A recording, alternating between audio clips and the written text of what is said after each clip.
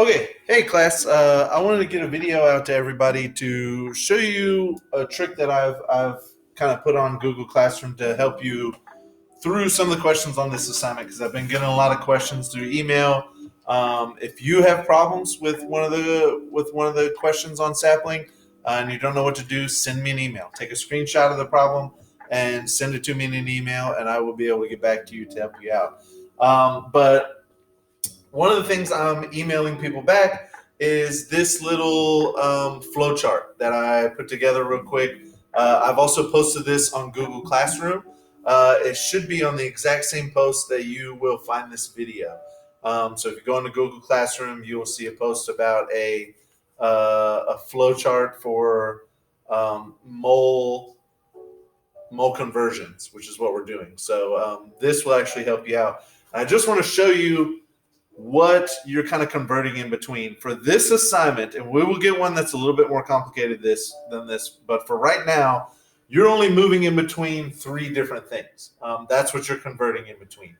They either give you mass, which is grams, or they give you moles, which is just a count. How many do I have? Like a dozen. If I say I have a dozen cars, I have 12 cars. If I have a mole of cars, I have Avogadro's number worth of cars. So 6.02 times 10 to the 23rd power.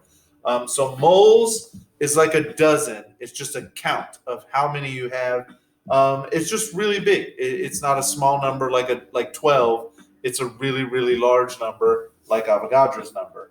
And so moles is another thing that you can convert in between, a count of how many you have versus the weight. And then the other thing you have here is particles.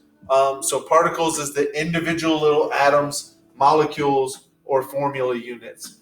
So if you think about it another way, the relationship between moles and particles, particles are going to be individuals and moles are going to be a very large group. So in the same way, I could say I have 12 students or I have 1 dozen students. The dozen is just a group of 12, and I only have one group of those. Or I have 12 individual students. That's the difference between moles. Moles is a large group of things. I can have one mole and have many, many, many things in there.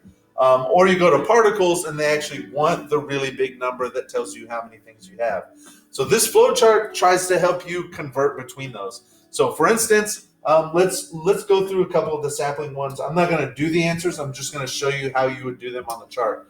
So if we start with number 2, well, actually I already did number 2 in a video that's already posted to Google Classroom. So let's do number 3. It says a reaction produces 0.275 moles of water.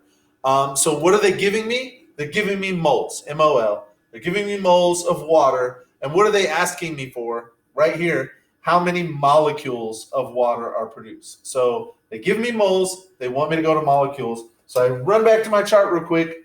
They're giving me moles, and they want me to get over here to particles, which you can see underneath says molecules. So I'm going from moles to molecules. How do I get from here to there? I've got to take this arrow. There's only one arrow that takes me from moles to particles. And what does this arrow tell me to do? It tells me to multiply by Avogadro's number, which is 6.02 times 10 to the 23rd. So I just take the number they gave me in moles, and I multiply by Avogadro's number, and my answer should be molecules. So if I go back here for my problem, I'm going to take 0.275 moles of water, and I'm going to multiply by Avogadro's number, and that should be my answer. Just one step is all I need to do. Let's look at another one. So question number 4, they give me grams, and they want to know, they're asking for grams, and they give me moles. So they give me moles, and they want me to go to grams. So I go back to my chart. They give me moles. They want me to go to grams, which is mass. So I only have one arrow that takes me there. To go from moles to mass, I need to multiply by the molar mass. And where do I get the molar mass? It tells me down below the molar mass is found on the periodic table. So I go to the periodic table, and I just look up whatever atoms they gave me in the problem. For my particular problem, it was carbon monoxide, 1 carbon and 1 oxygen. So I go to the periodic table and I add up the weight, which is the very bottom number, of 1 carbon and 1 oxygen. I add those together. I only have 1 of each. That is my molar mass. So I add those 2 numbers together, and then I multiply it by the number of moles they gave me. So moles times the molar mass is equal to just the mass in grams. And so that's, again, just one step. I take the number they gave me, I multiply by the number I got off the periodic table for carbon and oxygen, carbon monoxide, and that is my answer.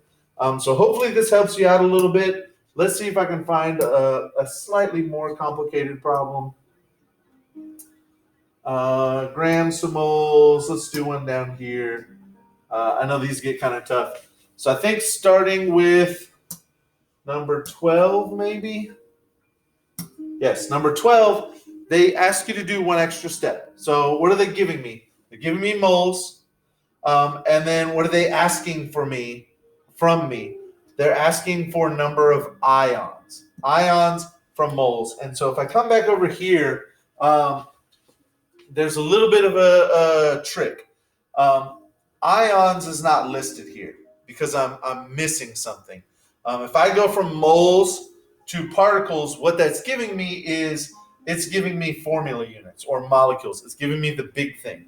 And so the problem is when I go back to number 12, when I multiply this number of moles, 2.58 times Avogadro's number, the answer I get is for molecules or formula units of sodium chloride.